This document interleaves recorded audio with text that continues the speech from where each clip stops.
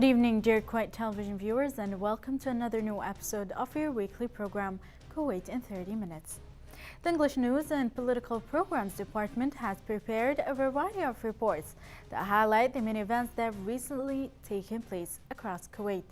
Our committed team of reporters is constantly engaged in numerous events with the objective of keeping you, dear viewers, aware of the latest information, regulations, and policies. Our aim is to help you obtain information on the latest developments at the local scene. So stay tuned for more coming your way this evening.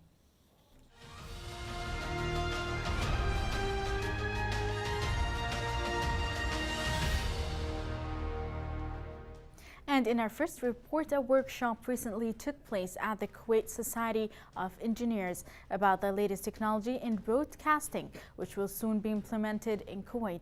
The event was organized by the Kuwait Society of Engineers in cooperation with the Ministry of Information. The event was attended by a number of engineers, employees of the Ministry of Information, and members of the community. The workshop discussed all issues pertaining to the latest revamp in technology that society will soon be able to avail of, and intended to allow Kuwait and all sectors to embrace the latest sophisticated technology in all audio outputs. Reporter Ghanwa Jabouri has more.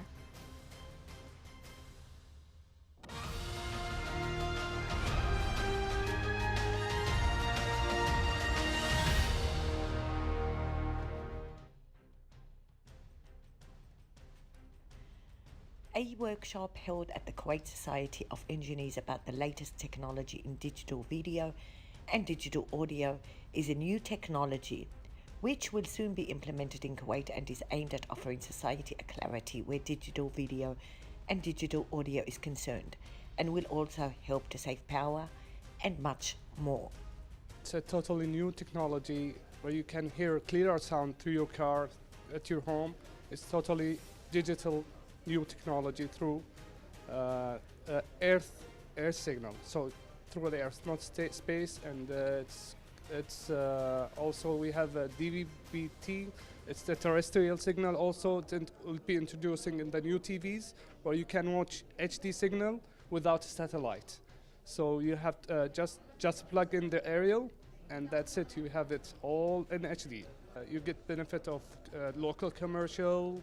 You get benefit of buying a local license, not space license for a different type program, and you get an investment. You have investment also. You save power also, price, That's it. This is the totally new technology for the future, The new broadcasting system will allow society to hear full clarity through all audio systems, including at home and in the car, in comparison to the past broadcasting system, which was at times vulnerable to minor interruptions and which sometimes lacked clarity.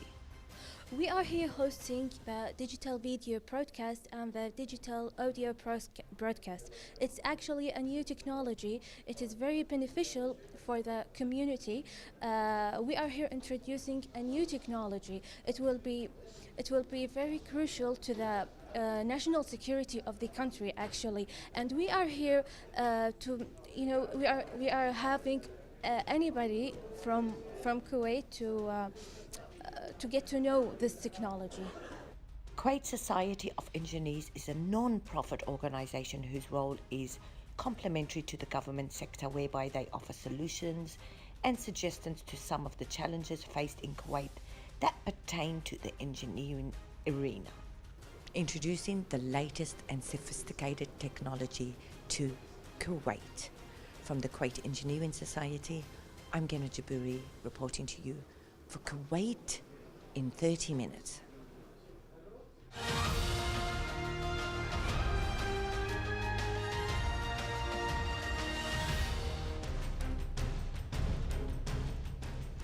In our next report, the Sheikh Jaber Al Abdullah Al Jaber Al Sabah competition for the Journalism Excellence Award took place in Sheikh Jaber Al Ahmed Al Sabah Cultural Center. The ceremony was attended by the Deputy Prime Minister and Minister of Foreign Affairs, Sheikh Sabah Al Khalid Al Hamid Al Sabah, and Minister of Information and Minister of State for Youth Affairs, Mohammed Nasser Al Jabri. Here's more with this report with Saleh Al Abedi.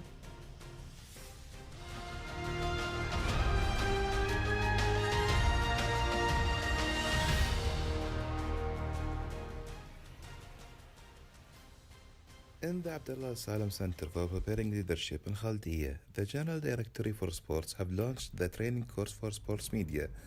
The course was sponsored by the General Director of General Directory for Sports, Dr. Hamoud Fleitah al-Shimmeri, where they started off awarding the previous participants from different sectors and had an inspiring speech. And here is more with this report. Our aim here to support and to give all the leaders in sports, for example, coaching and judging and officials for the sport, officials in the sport to be a leader and to improving our sport in Kuwait. We are here in Abdullah Salam Sports Center, the Tahir Abaidi, reporting to you for Kuwait in 30 minutes.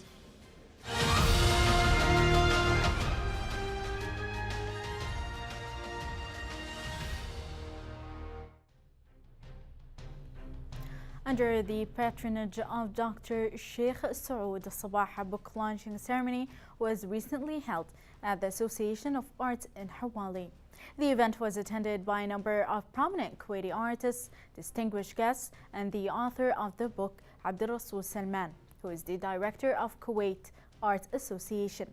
The book, entitled Kuwait Fine Art from Inception to Contemporary 2018, illustrates the work of artists since the 60s till modern and current times. Reporter Ghanwa Jabouri has more.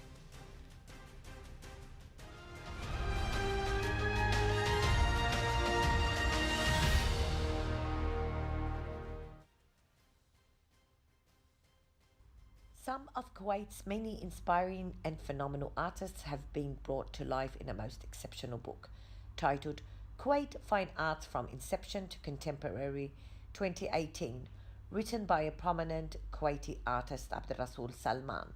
The artist Salman has dug deep to present a fascinating book about some of Kuwait's most important artists who helped shape and develop the artistic and cultural domain in Kuwait.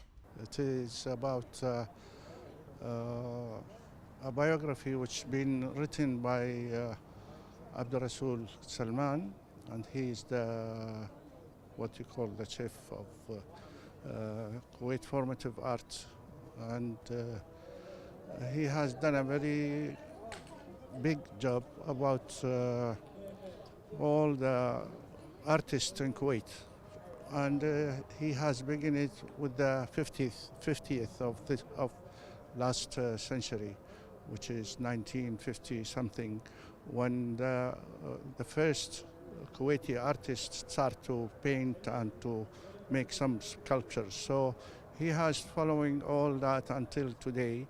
All the artists in Kuwait been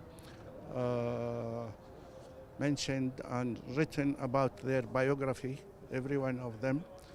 The art domain in Kuwait is rather rich, diverse and inspiring.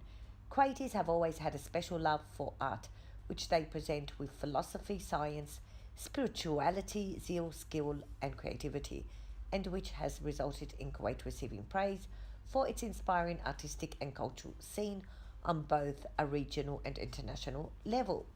Celebration is to celebrate the 50 annual years for the Kuwait Arts Association, and they made a book from the first generation of art till the middle to the new generation, and it's called the Kuwait's Fine Art from Inception to Contemporary.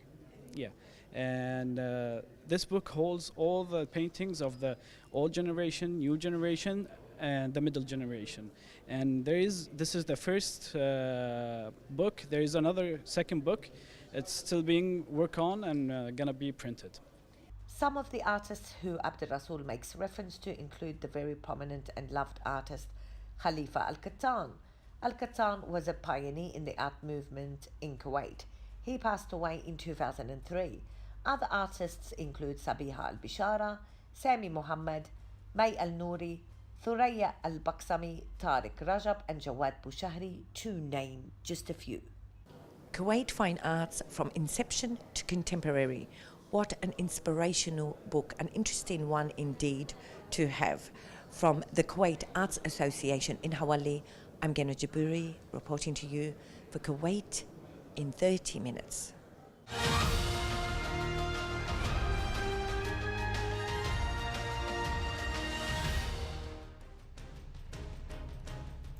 The People's Republic of Bangladesh celebrated its national holiday at the JW Marriott Hotel. The celebration was attended by various ambassadors and embassy officials. Reporter Taslima Rasool has more on this report.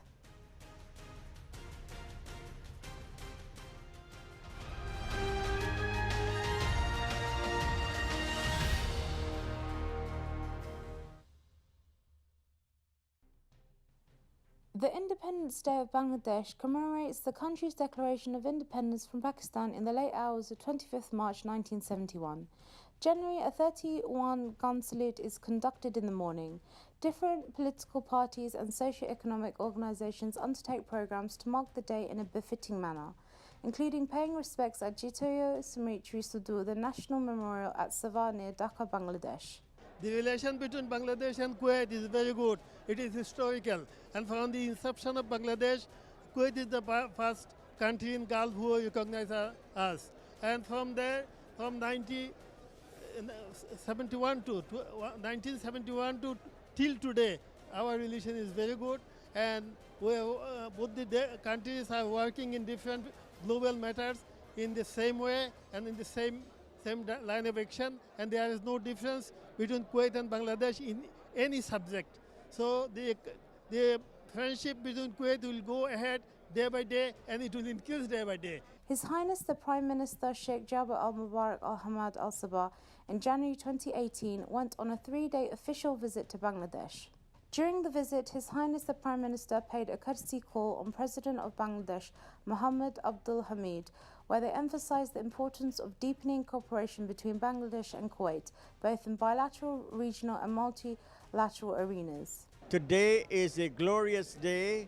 We are celebrating the 47th National Day and Independence Day for the great Asian nation of Bangladesh. Many ambassadors, the entire diplomatic corps, members of the Ministry of Foreign Affairs and high Kuwaiti official and ordinary citizens are here to celebrate this grand occasion. It's befitting of a nation who has had its struggles and is now on to greener pastures. Through the leadership of the President and the ministers and the government, Bangladesh is making rapid progress in the Asian subcontinent. The two counterparts praised deep relations between Father of the Nation, Bandagu Bandhu Sheikh Mujibur Rahman, and His Highness the Emir Sheikh Sabah al-Ahmad al-Jaber al-Sabah. The two sides agreed to cooperate in various fields and to expand the scope of partnership in the fields of trade, investments, energy, power, defense, and human resources. This evening, the People's Republic of Bangladesh celebrated their 47th National and Independence Day. The event was attended by several ambassadors and embassy officials. Reporting from the Marriott Hotel, this is Taslima Rasool for Kuwait in 30 minutes.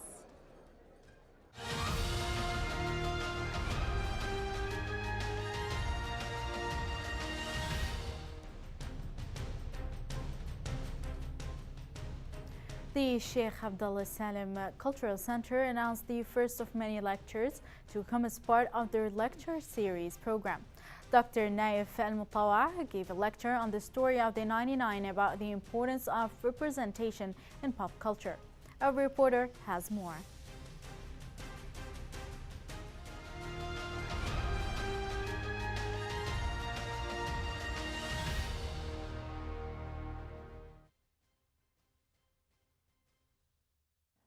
The Sheikh Abdullah Al Salam Cultural Center, which is the largest museum in the world, announced the first of many lectures to come as part of their lecture series program.